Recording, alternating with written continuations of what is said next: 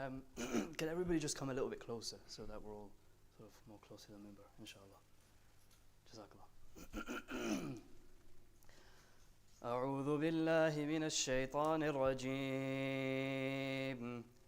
بسم الله الرحمن الرحيم إن يمسسكم قرح فقد مس القوم قرح مثله وتلك الأيام نداولها بين الناس وليعلم الله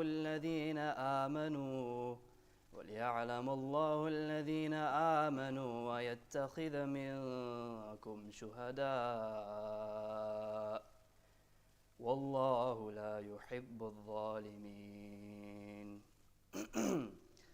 At one point in history, within the past 50 years, the map of Israel didn't look like this. It didn't even look like this. Instead, it looked something like this. So what on earth, how on earth has Israel expanded into this colonial entity, this colonial empire that has stretched all the way to the city of Damascus, the capital city of Syria, all the way to the capital city of Cairo in Egypt? How could Israel pull off such an impeccable, impossible military accomplishment?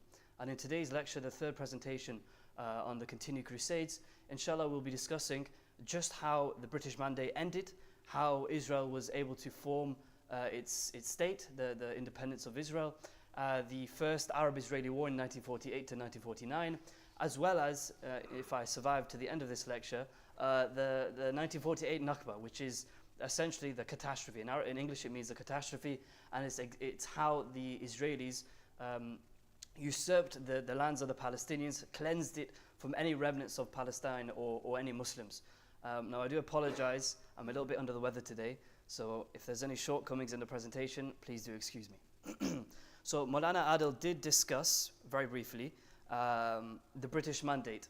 So just in the first couple of minutes of this presentation, I want to outline some of the key events, some of the key dates which happened during the British Mandate, and really set the stage for what is known as the 1948 Nakba, and I'll also be deconstructing some of the myths and some of the misconceptions that we have around the 1948 Nakba.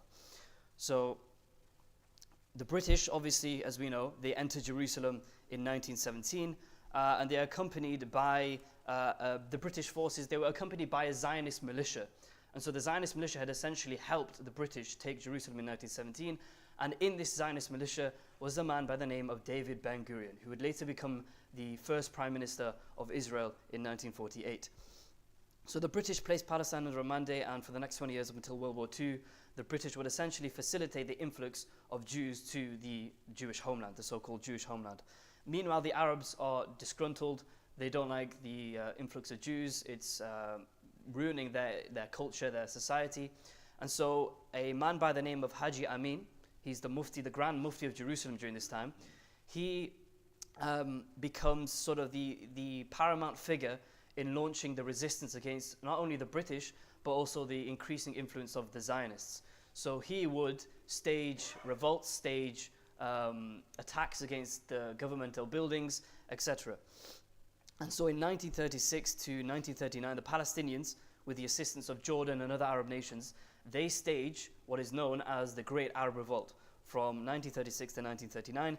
And essentially this was, unfortunately, it was a movement that was very much popular, but the Arabs didn't have the sufficient arms or the weaponry to be able to resist the growing Jewish forces at the same time, as well as the growing British presence in Palestine. So unfortunately, the revolt was very vociferously crushed. And so that was very important to understand, because after this moment, there would be no more homegrown Palestinian resistance from this moment, because the British have essentially destroyed any possibility of any further threats to the British Mandate. Then World War II comes around. So this is 1939 to 1945. And Palestine once again finds itself at the crossroads of one of the most bloody and most violent wars in human history. And so the Germans, under of course the famous man with the mustache, he goes up to Haji Amin and tells him, look, we understand that you're having a problem with the Jews, we can help you. So the Germans during World War II, they had a campaign within Northern Africa, because if you have a look at Northern Africa, the British and the French have their colonies there. So when we think of World War II, it's not just Europe, it's actually the war was waged in the frontier of the Maghreb region, the North African region, in places like Tunisia, Morocco, etc. And so the Germans under the commander Rommel, he had actually advanced all the way up until the Sinai Peninsula. And he was actually saying that we were going to take Palestine and we're going to free Palestine from the Jewish presence. Of course, the British were also in Palestine at the time, so this is seen as a way of getting rid of the British and giving the Palestinians their right over their land. But unfortunately, as we all know, Germany loses the Second World War, and that idea is gone down the drain. So after the war, the British continue their mandate, and they start to realize, after the Great Arab Revolt, that they now actually need to give in to the Palestinians, because now they've realized that, look, these Palestinians are not going to willingly accept the imposition of Jewish law and Jewish migration into their land, so we have to now cull migration into Palestine. So Jewish migration was capped to 70%. And the Jewish didn't like this, the Israelis didn't like this, because this was seen as a stab in the back. Because up until this moment in time, the British had facilitated the imposition of Jewish migration into Palestine and within the government, etc. So the Jewish, as well as the Arabs, are now wanting the British out of Palestine. They want them out. They're carrying terrorist attacks, bombings against the governmental buildings and against some of the British outposts. And we have Jewish militias like Haganah, secretly transporting and illegally smuggling in hundreds of thousands of Jews into the homeland. So that is a quick recap on the British Mandate. There was another topic that Maulana wanted me to mention, was that I've completely forgotten it now. Maulana, do you want to mention about the Wailing Wall, the Western Wall? The Burak, yes. So the Jews had said that the Burak Wall was part of their land, that it belonged to them. But the Muslims, and there was a UN committee set up, and they had established that it wasn't. The Burak Wall essentially is the Western Wailing Wall. So the Western Wailing Wall was actually claimed by the UN to be part of the Muslims. That's their quarter. So that was a thing, obviously, in the future, in 1967, that would become another issue that would be ignited once more. So the British, they propose a plan. So they're realizing that we've got to get out of Palestine ASAP, because the Arabs hate us and now the Jewish hate us. So we've got to hasten our withdrawal, because now the British propose a partition plan where the Palestinians will get land, and also the Israelis will also get land. Because now 450,000 Jews are in Palestine at this moment in time, compared to in 1900 there was only 50,000. So they have to in some way accommodate to the British migrants, the Jewish migrants. So World War II has ended, the clock was ticking now for the British, and by May 15th, important date, May 15th, 1948, the British Mandate would be terminated. And the withdrawal would be hastened, knowing all too well who or which entity would replace the British Mandate. And so as the British began to pack their bags, Jewish militia have their eyes set on the Arab lands, which are now left defenseless. So just to acquaint yourself with these so-called Jewish forces, these Jewish militias, one of the most famous ones were the Haganah, and they were essentially set up in 1920. They are the elite fighting forces of the Zionists. You can call this a private military.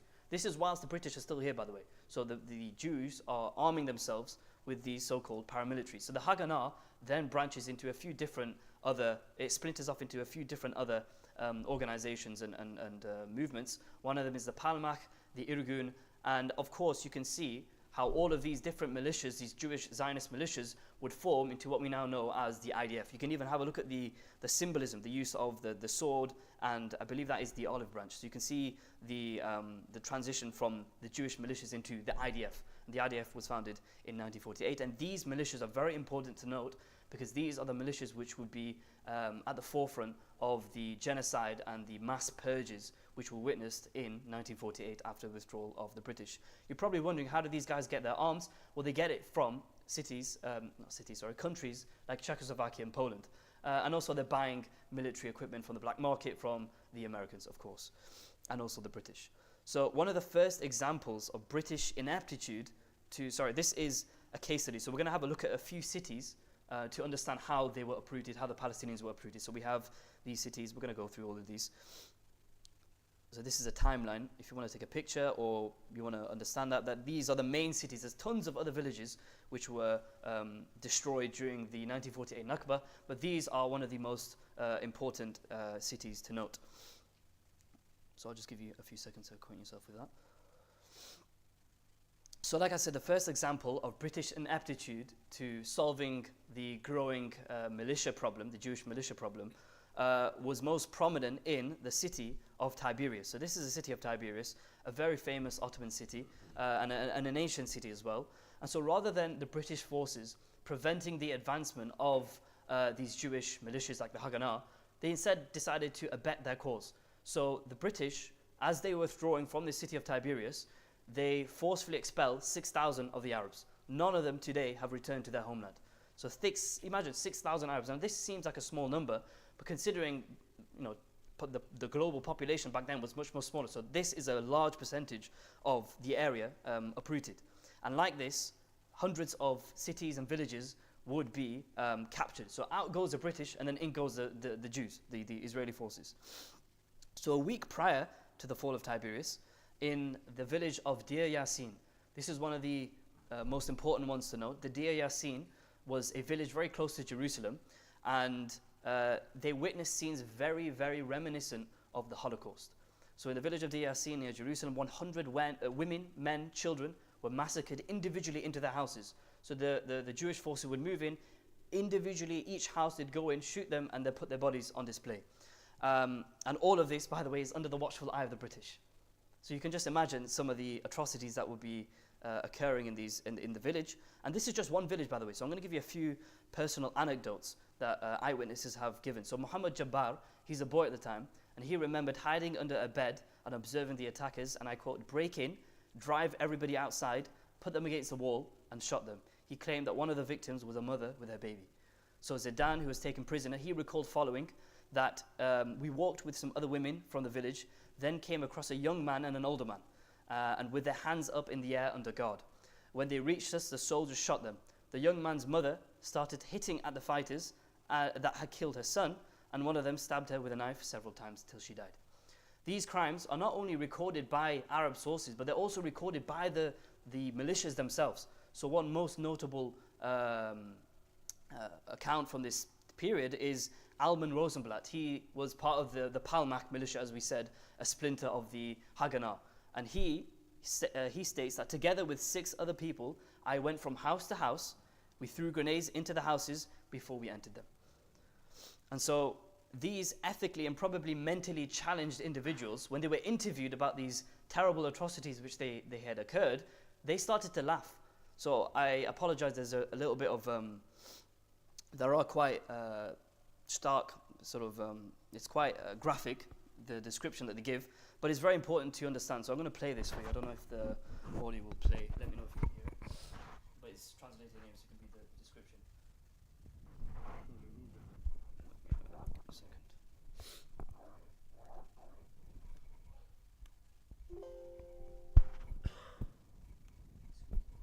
The screen cut off.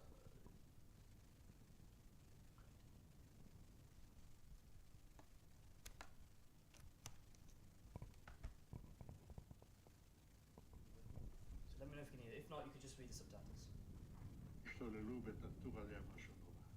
טנטורה היה כפר עשיר, בתים יפים, קרים כמו אירופאים, אתה יודע, וגם אנשים היו לבושות ויפה, ובאמת היה כפר... אחד אנס שם איזה ילדה בת 16, משהו כזה, מבין? אבל זה מכוער מאוד, היה לנו בחור אחד ונפטר, הוא היה פרא אדם, הוא לקח פשוט מאוד, ורצח אותם בתוך המכלאות. בתוך המכלאות, הם היו במכלאות. אתה יודע, חוטי ברזל כאלה, עגולים כאלה, אספו כל הגברים. הם יושבים שם, כולם, על הרצפה. ובא מישהו ולוקח תת מקלע ומתחיל זה, מחליף מחסנית. מה אתה חושב זה? אבל אנחנו לא היינו כאלה. הוא היה יוצא דופן הבחור הזה, משהו אחר. והשתיקו את הדבר הזה, והיו חבר'ה שלקחו את הלוויורים ורדפו אחרי חבר'ה ושרפו אותם. זה היה משהו זוועתי, וזה אסור לספר, אני לא אדבר על זה, כי זה... Once again, this could carry on. I could be talking about this for hours. Just this one city, this village of Deir Yassin, the population being 600 people. Now, this is the stuff that we're going up against. They're not even remorseful of the acts which they committed. They're proud. They boast about it. With the Holocaust, no one dares to deny that the Holocaust ever happened. If you do, it's a crime. But with these events, they're not even denying it. They're just saying, yeah, we did it. And there's nobody has been trialed for war crimes, none of the sorts. So the prisoners of Deir Yassin, they weren't just humiliated, they were taken back to Jerusalem. This is literally a playbook from the medieval period. They were taken back to Jerusalem, they were paraded. These are women, children, elderly people. Can you imagine elderly people? They're paraded throughout the streets, things are thrown at them, they're mocked at, and then once their usefulness has expired, then they're shot dead and they're put in quarries and they're put in mass graves.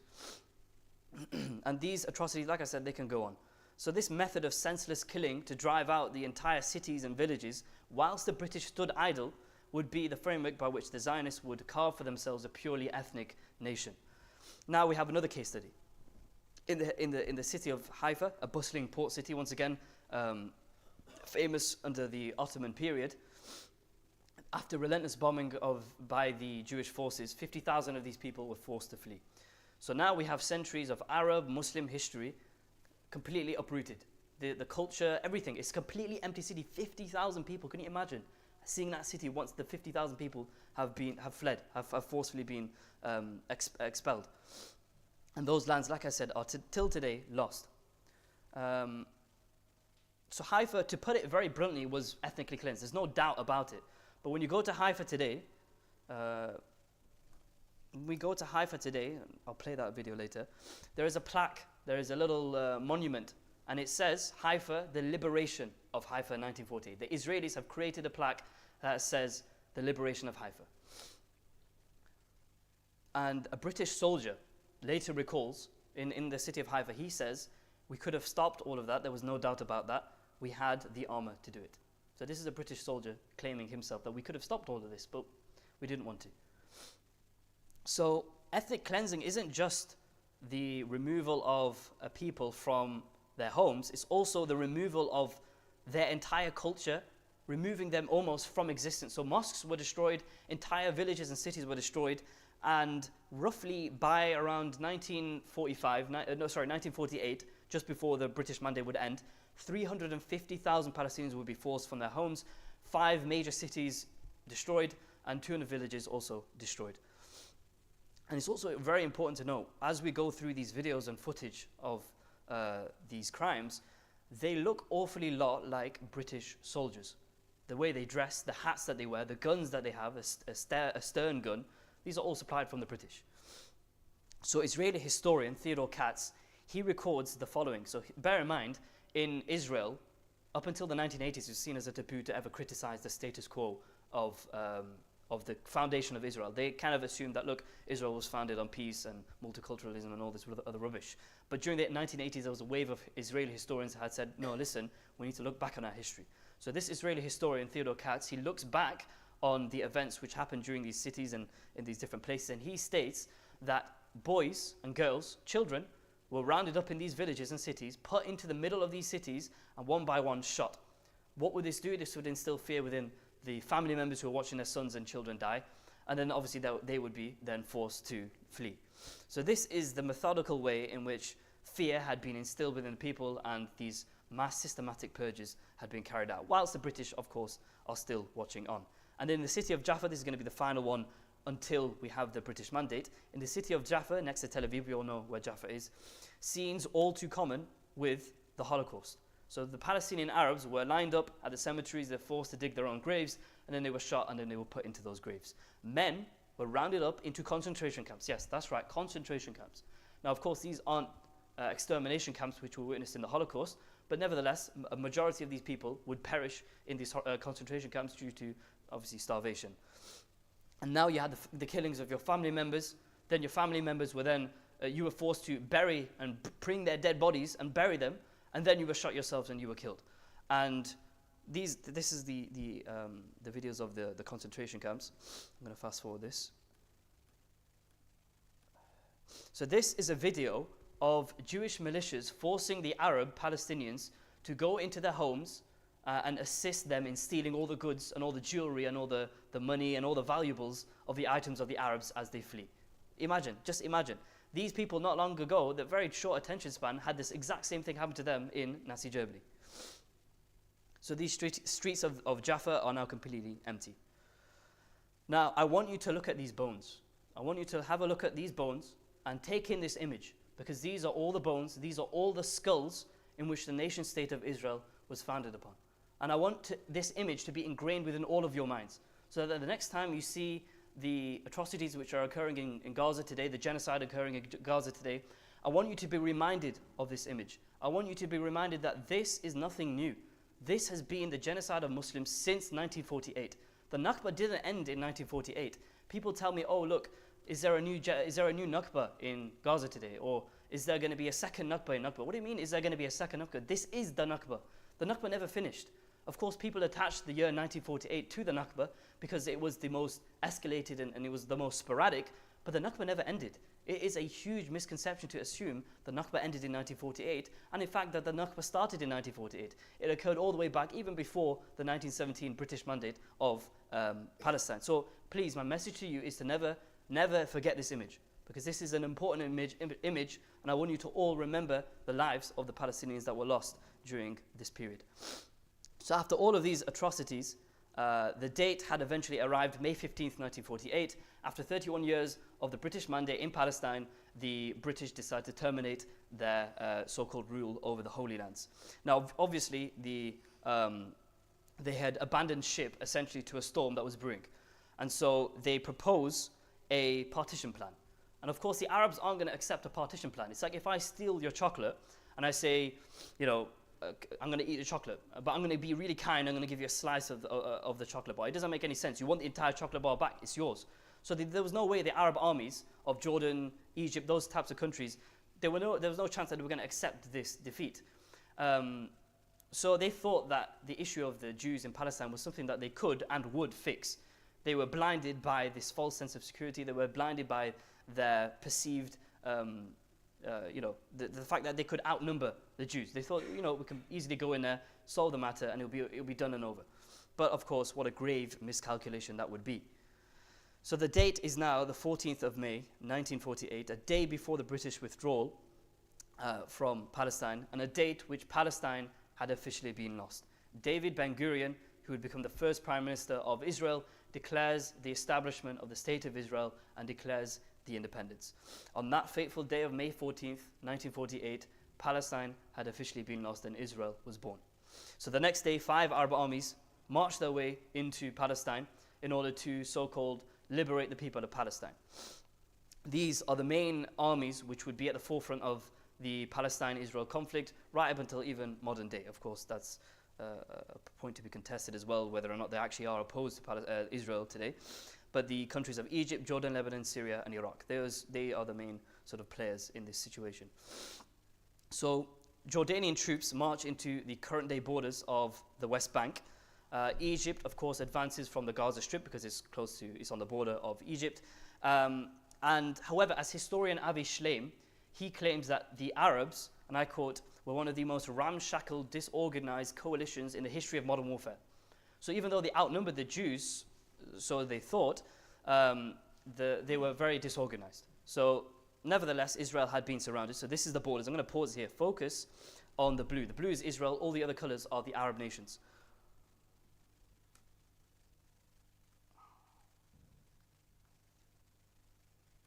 So obviously we see the Jordanians moving with the massive green splodge. That's the Jordanians moving in. And the rest is Egypt. So the blue is Israel. So Israel is quite literally cornered in. And so what the UN decide to do, they come in very clutch, very conveniently, and they say, okay, we're going to have a ceasefire. We're going to have a 4-week ceasefire. So during this 4-week ceasefire, there's an arms embargo, UN arms embargo, on all of the Arab Middle Eastern countries, including Israel.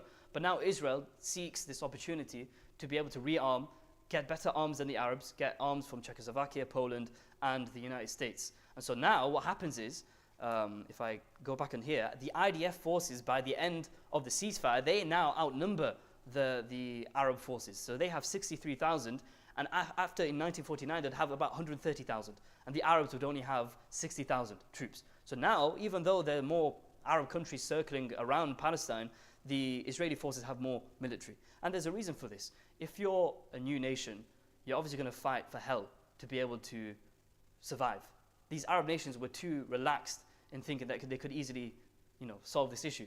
So there's obviously there's no the troops of the Arabs were very demoralized in that sense.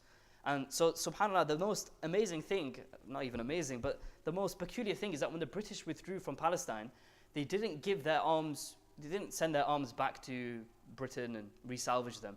They handed over their armored tanks, their vehicles, their tanks, etc. to the Israeli IDF. They didn't give them to the Palestinians or anyone, they gave them to the IDF. So now, of course, the Israelis seek this opportunity now to expel these Arab forces from their territories. You can, if you have a look at the exact date in which the ceasefire was, Israel launches an expansion into the West Bank. So you can have a look. The exact date was June.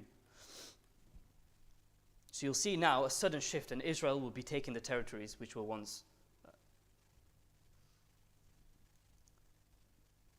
So this is a ceasefire, and now look, exactly as the moment as the ceasefire ends, Israel expands into the territories of the Arab countries. So they entered the cities of Lidda and Ramallah. So these are and these are very important cities because they were actually allocated to the Arabs under the UN partition plan. So now what you have is Israel expanding into Arab lands, which were actually given to them by the UN.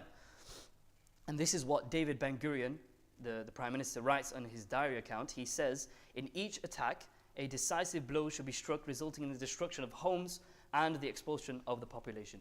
Now, if you can get closer to the definition of genocide than that, good luck on you, because that is as close as it gets to genocide. So the Israelis under the leadership of Moshe Dayan, he's the guy with the eye patch, you might have seen him a few times, he bombs these two cities, Ramla and Lidda, and these massacres are now committed. So in one masjid alone, in the Dakhmash masjid alone, 100 people would be slaughtered by IDF forces. Detention camps were set up once again, and in the city of Lidda alone, 250 to 1,700 civilians will be killed.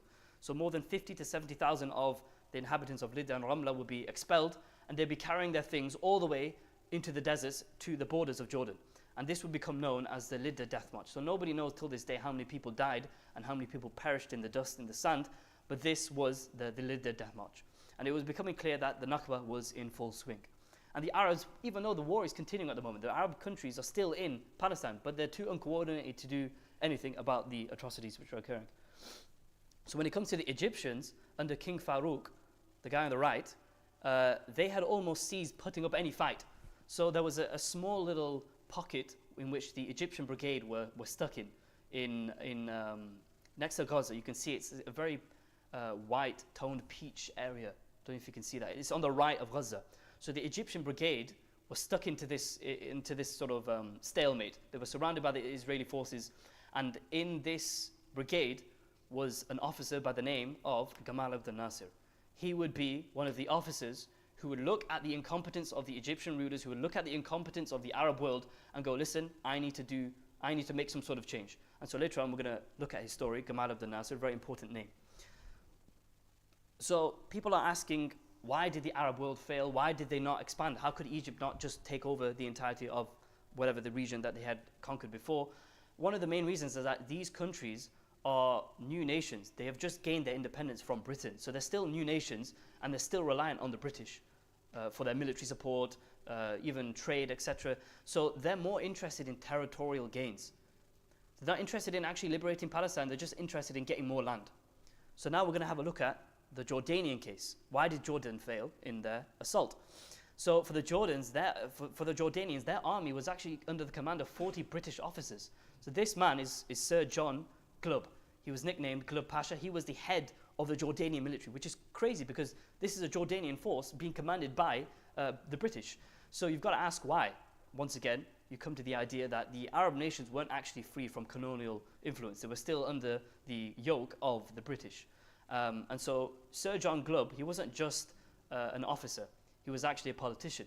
Similar case to Lawrence of Arabia. So he now imposed upon the Jordanians the British partition plan. So he goes up to the Jordanians and the Arab world and go, look, you have just taken all of the West Bank, as you can see on the screen. You've just taken all of the West Bank. We weren't even going to give you this territory. When the partition plan was put into place, the Jordan and Egypt weren't going to get the lands. It was going to be given to the Palestinians. So the British turn around to Jordan and go, look, if you stop fighting this war against Israel, we'll let you keep the West Bank. And the Jordanians obviously are going to accept this because they're just getting free land. They don't have to fight anymore. They've got free land for no apparent reason. So they, of course, accept, And by 1949, all of the Arab nations sign a ceasefire. Bear in mind, there's no treaties actually being made up until 1980.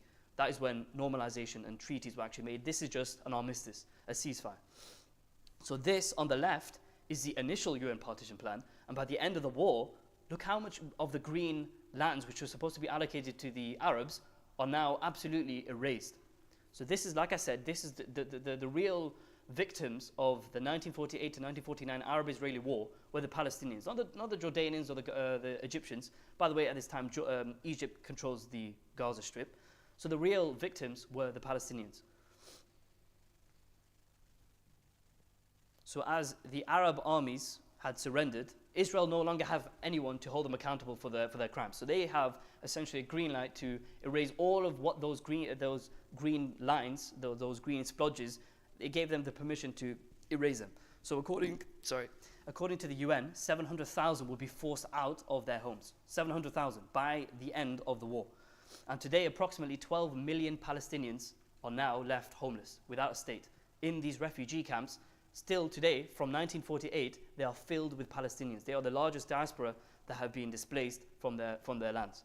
And so you can imagine the sheer amount of crises and pressure it would have on the other Arab nations to accommodate 12 million of these Palestinians. Of course, 12 million being the descendants of these 700,000.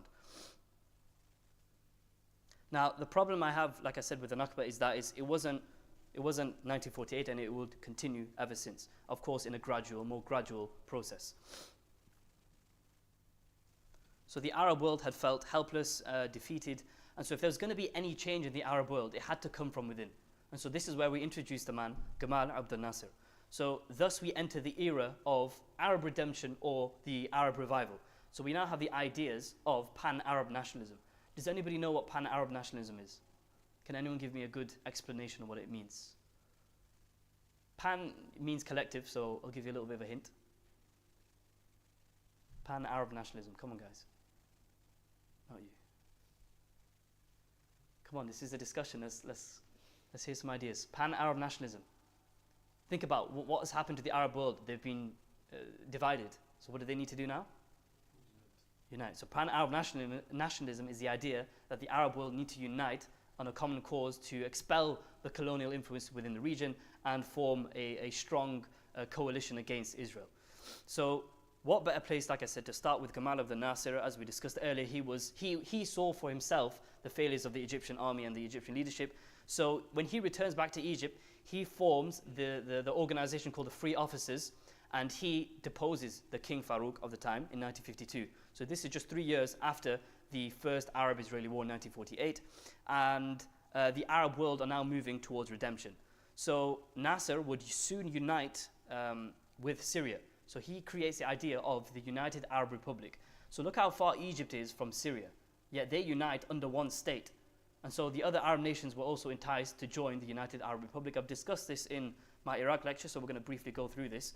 But Nasser would become the first leader in history to compile the Quran, but in audio form. So we now have Egypt at this time becoming one of the beacons of light for the Muslim and the Arab world.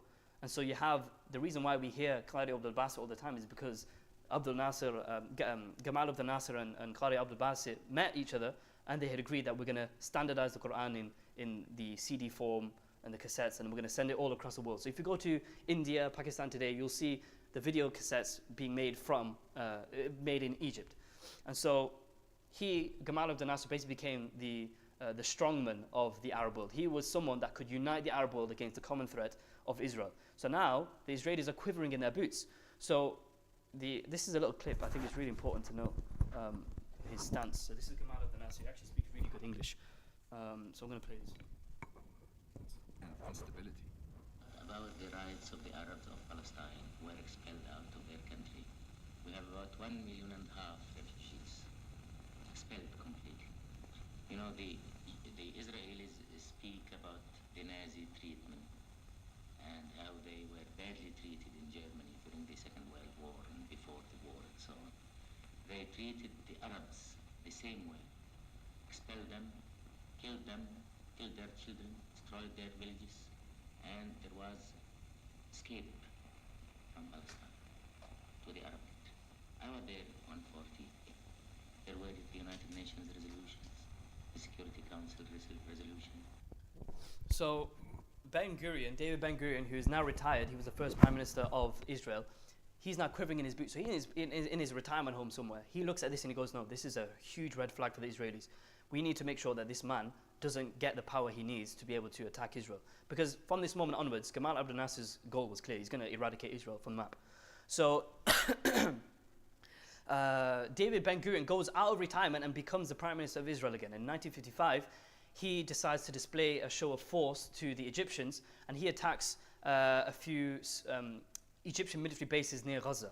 And so Gamal Abdel Nasser sees this as provocative. So Gamal goes to he goes to Gaza, and he presents to the Gazans a speech, and he basically says that we're going to defend you regardless. No matter what happens, if Israel attacks you, etc., we're going to be there for your support. And so Gamal Abdel Nasser, he then closes the Straits of Tiran to the Israelis. This is seen as an act of war. The Straits of Tiran is that small, it says Gulf of Aqaba, it's a small passageway from Israel to the Red Sea. Essentially, if you've got to understand one thing about the Middle East, is that if you do two things, the Americans and Israelis are going to be absolutely infuriated. That is, number one, stopping the flow of maritime trade. If you're going to hinder economic trade and trade, etc., and if you're going to hinder the flow of oil, then that is something which impacts all of the world. So in 1973, there was the oil embargo against the Arab nations. Going to summarize it. We're going to discuss this anyway. But the entire world was affected by the oil embargo by the Arab nations. So Gamal Abdel Nasser is now beginning to rearm. He wants to now wipe Israel off the map. So he goes to the West and he asks them for weapons. And of course, the West are not going to give him weapons. So he then turns to the Soviet Union, and the Soviet Union provide him weapons. Of course, this is a huge no-no, because going towards the Soviet Union, being aligned with the Soviet Union, was seen as you becoming a communist nation. So we've got to remember this is a Cold War during this time. So you have the rivalry between the Soviet Union and the United States. So this is already propping up huge red flags, because obviously now there's discussions as to whether or not Egypt was under the control of the Soviet Union. So Nasser then was about to do something even graver, and that was nationalizing the Suez Canal. And oh boy, what a great mistake this would be, because if for some context, the Suez Canal is arguably one of the most vital shipping routes in the world and in history. So approximately 30% of global container traffic passes through this one small choke point alone. I'm sure we've all heard about the ship that got stuck in the Suez Canal recently. Imagine the billions of dollars that was caused because of that small little mistake.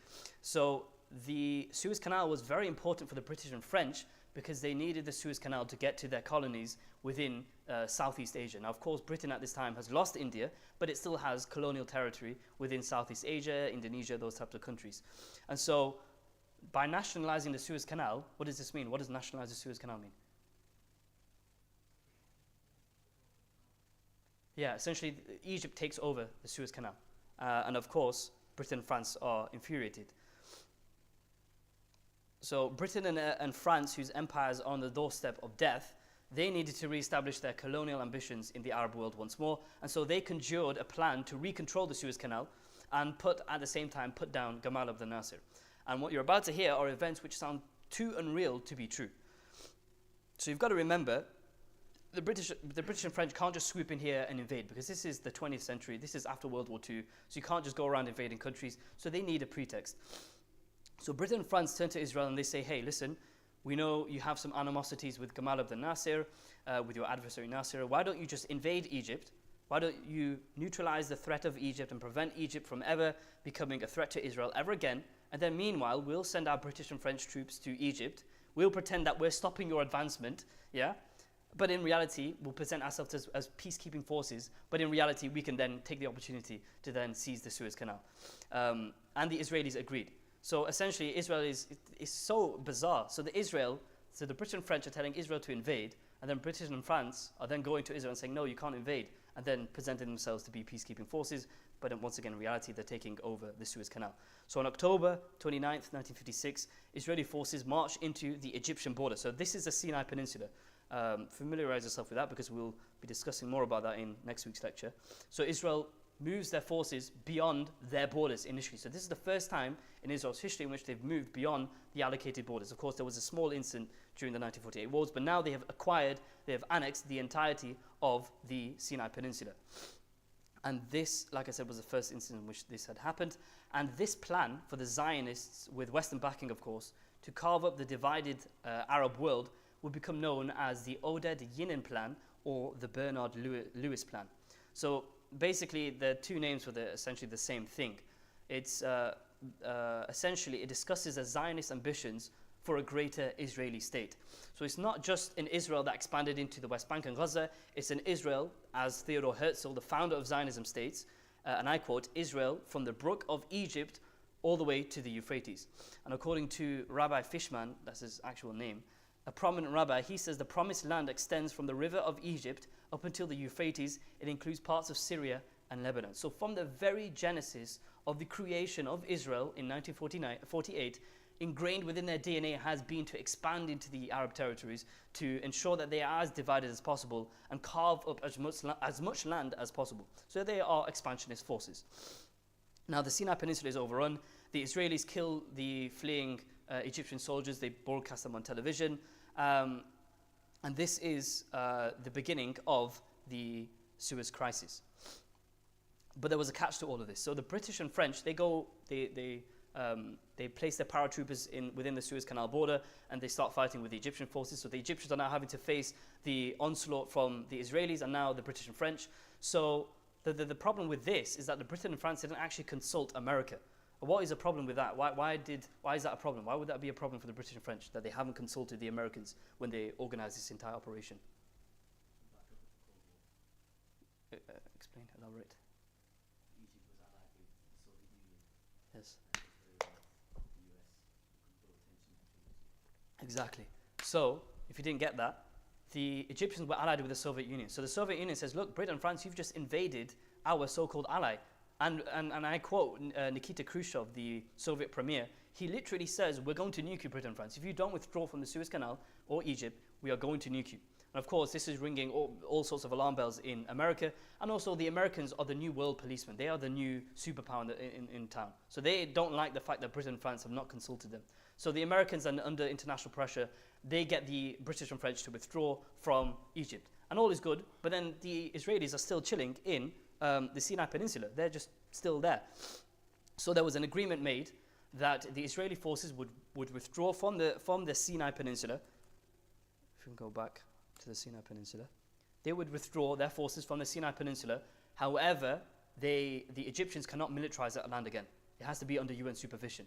And also the Straits of Tiran, which were important for Israeli Jewish maritime trade, would be once again opened for the Israelis. So the Egyptians are at a complete disadvantage once again, and there was nothing that they could do. They had lost their land, and now they'd lost the ability to place troops on the border of Israel in the Sinai Peninsula. So now we have the so-called 10 years of peace. There's no fighting between Egypt and the Arab world from 1956 all the way up until 1967, because Israel is looking for a round two. So that is the end of this. Does anybody have any questions? So inshallah, next week we're going to be discussing the 1967 Six-Day War, which is arguably one of the most monumental occasions in this, of course, after the 1948 Nakba. And then we'll have a look at the few other events which happened during this time. Jazakallah. Any more questions? No? If you do have any questions, you can message us. Jazakallah khair. Assalamu alaikum.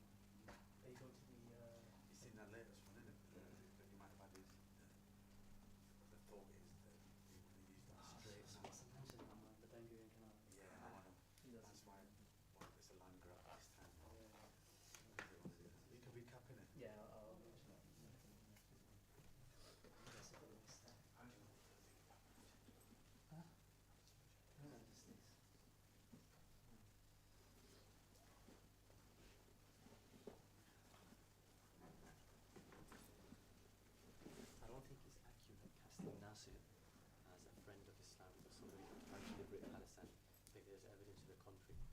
There are a couple of quotes directly from him saying, it's just all showmanship, that's all Nasir was good at, showmanship. So he wanted to liberate Palestine, so he wanted to eradicate Israel from that. Secular, he didn't want them. Yeah, obviously he was a secular Is he still leftist. on? No, there's no sound. You should have put as well that King Farouk blocked a Muslim Brotherhood contingent of 10,000 troops going into Gaza for then 49.